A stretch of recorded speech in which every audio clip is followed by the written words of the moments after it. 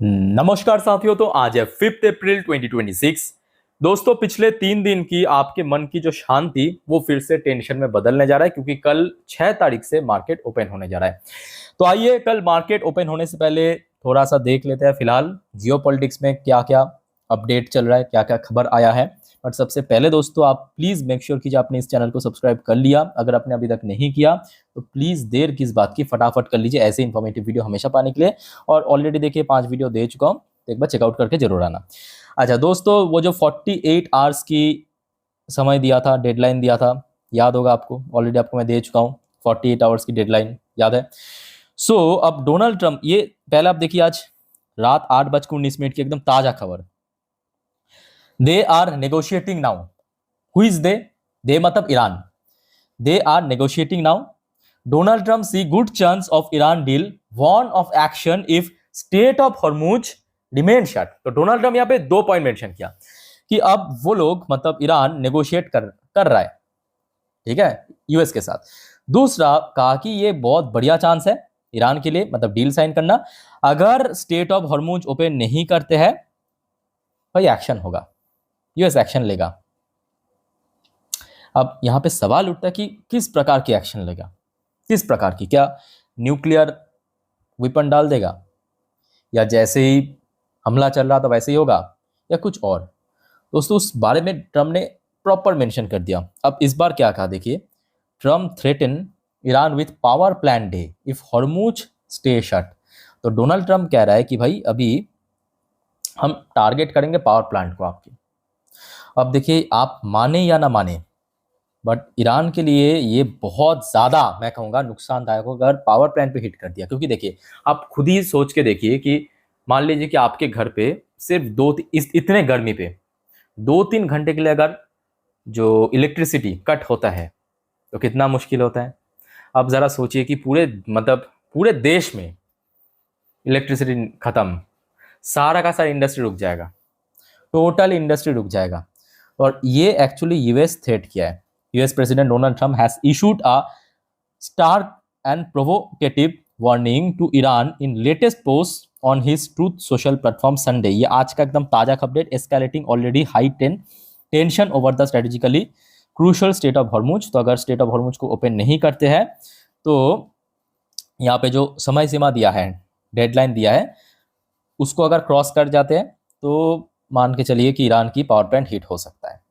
और ये एक्चुअली देखिए, ईरान को भी आई थिंक यहाँ पे थोड़ा सा स्मार्टली यहाँ पे सोचना चाहिए। सिर्फ ऐसा नहीं है कि हाँ ठीक है कुछ भी हो जाए हम रोक देंगे। आप 1 मिसाइल को रोकेंगे, 2 मिसाइल को रोकेंगे, कितने को रोकेंगे? एक अगर हिट हुआ पावर प्लांट पे, खत्म, टोटल डिस्ट्रॉय, है ना। अब मतलब आप खुद ही बताइए आप लोग क्या सोचते हैं इस बारे में। अच्छा, दूसरी बात, अब ट्रम्प की तरफ से एक और स्टेटमेंट दिया कि Donald Trump gives Iran until Tuesday. तो मंगलवार तक समय दिया है, Tuesday night, to open strait of Hormuz. Strait of Hormuz को रीओपन करने के लिए मंगलवार रात तक टाइम दिया है।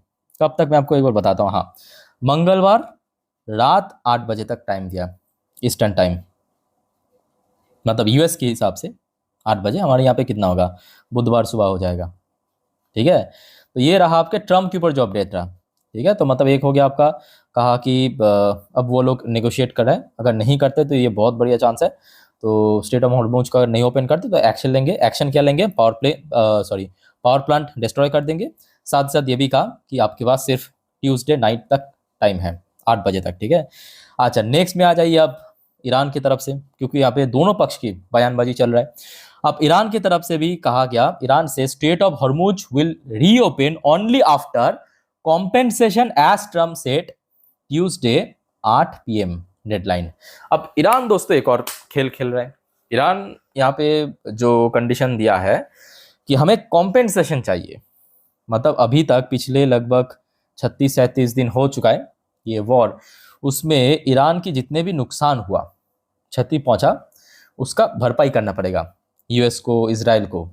उसके लिए भी ईरान ने टाइम दिया है 8 बजे तक। बट देखिए, यहाँ पे ईरान को भी पता है कि अगर मतलब 48 घंटे के बाद हमला हुआ तो यहाँ पे नुकसान तो होगा। तो ईरान अभी क्या कर रहा है, ये जो बीच में टाइम है ना, दुनिया की जो मतलब टॉप इकोनॉमी है उनकी, जो एफएम है, उनके साथ बातचीत करा है। जैसे कि ये सडनली आज खबर मिला, ये भी आज रात की अपडेट आप देख सकते हो, 11:07 की खबर। ईरान की जो फॉरेन मिनिस्टर अगरची, इन्होंने कॉल किया भारत की फॉरेन मिनिस्टर जयशंकर साहब को as term one of striking power plant bridges. तो अभी यूएस क्या करने जा रहा है कि ईरान की जो इंफ्रास्ट्रक्चर, क्योंकि आपको पता है कि कोई भी देश की इंफ्रास्ट्रक्चर को अगर आप तोड़ दिया जाए, एयरपोर्ट को तोड़ दिया, पोर्ट को तोड़ दिया, पावर प्लांट को तोड़ दिया, कोई बड़े ऑयल रिफाइनरी को तोड़ दिया, तो वो बहुत ज़्यादा नुकसान होता है कोई भी देश के लिए, क्योंकि वो सबसे बड़ा एसेट्स होता है। उसको रिपेयर करने में, बनाने में महीनों लग जाते हैं, महीनों सालों लग जाता है। ठीक है। सो जिस वजह से ईरान अभी क्या कर रहा है कि अलग अलग देशों की जो फॉरेन मिनिस्टर उनके साथ बातचीत कर रहा है। अब आई थिंक दोस्तों, आप लोग इस बारे में क्या सोचते हो? मतलब आपके हिसाब से ईरान को यहाँ पे क्या करना चाहिए? ये मत कहना कि नहीं, ईरान जैसे कि काउंटर कर रहा है, रिटेलिएट कर रहा है, वैसा ही करना चाहिए, उसका कोई फायदा नहीं है। इसलिए मैं कह रहा हूँ क्योंकि देखिए, आप कब तक रिटेलिएट करोगे? कुछ तो लिमिट है ना रिटेलिएट करने की। आप ऐसा भी नहीं है कि ईरान यहाँ से सीधा सीधा यूएस को टारगेट कर सकते हैं, कर भी नहीं सकते हैं। मतलब 10-20 हज़ार किलोमीटर दूर है यूएस, कुछ नुकसान नहीं कर सकते। कर सकते हैं क्या? नहीं कर सकते। आप मैक्सिमम क्या कर सकते हो?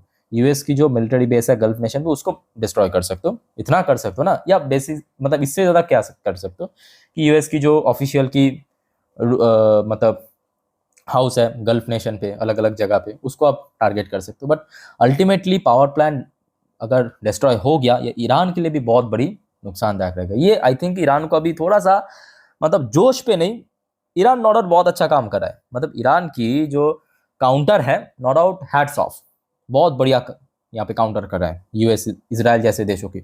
बट अभी थोड़ा सा मुझे लगता है कि सॉफ्ट होने की आवश्यकता है, काइंड ऑफ। समझ पा रहे हो आप मेरे बात?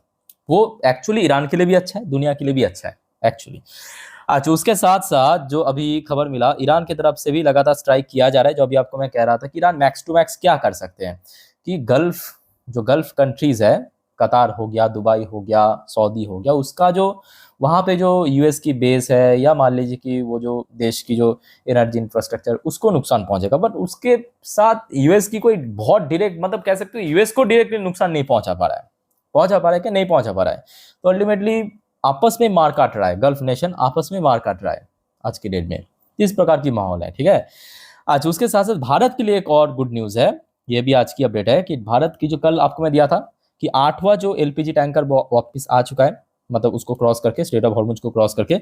ये आज खबर मिला, भारत की जो 9th India flat LPG tanker, जिसका नाम है green Asha crosses strait of Hormuz amid West Asia conflict. तो भारत में मैं कहूँगा जो लोग इतना पैनिक कर रहा है कि क्या एलपीजी सिलेंडर या पेट्रोल डीजल क्राइसिस, गैस की क्राइसिस, वो आई थिंक कि कम हो सकता है पॉसिबिलिटी। ठीक है। बट कुल मिला के अगर हम बात करें, देखिए मार्केट में भी वॉलेटाइल होगा, क्योंकि ऑलरेडी जितना गिरावट होने का चांस ऑलरेडी हो चुका है।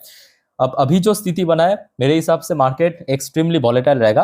अल्टीमेटली आपको पता चलेगा मंगलवार के दिन क्या हो रहा है, ट्यूसडे के दिन अल्टीमेटली आपको पता चलेगा। कल जिस वजह से सोमवार के दिन मार्केट ह्यूज वॉलेटाइल हो सकता है। बाकी दोस्तों, लेवल्स एंड सपोर्ट की बात करें निफ्टी, बैंक निफ्टी, तो आपको मैं ऑलरेडी ये लास्ट वाली वीडियो में दे चुका हूँ, और एक बार चेकआउट करके जरूर आइए। बाकी दोस्तों, इस बारे में अगर फर्दर कुछ जानकारी मिल जाए तो जरूर मैं आपको इन्फॉर्म कर दूंगा। चैनल को सिर्फ सब्सक्राइब करके रखें। बाकी कोई कंफ्यूजन है, डाउट है, कमेंट करके पूछिए। मिलते हैं नेक्स्ट वीडियो में। वाइंड अप करता हूँ। टेक केयर, बाय बाय, जय हिंद।